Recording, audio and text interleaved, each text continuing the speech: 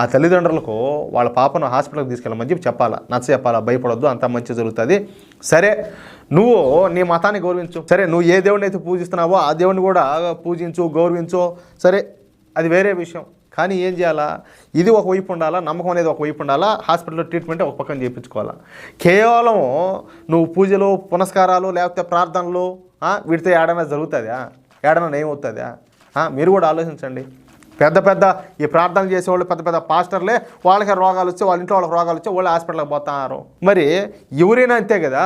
సరే వీళ్ళు ఏం చేశారు, వాడు ఆ పని చేయాల, సరే కుదిరితే ఆర్థిక సాయం చేయాలి, ఆ పని కూడా చేయాలి. కానీ ఆ పాస్టర్ తల్లిదండ్రులకు ఏయో మాయ మాటలు అన్నీ చెప్పేసి ఆ పాపను వచ్చేసి చర్చిలోనే ఇచ్చేసి ప్రతిరోజు కూడా ప్రార్థనలు చేసి సాగినాడు.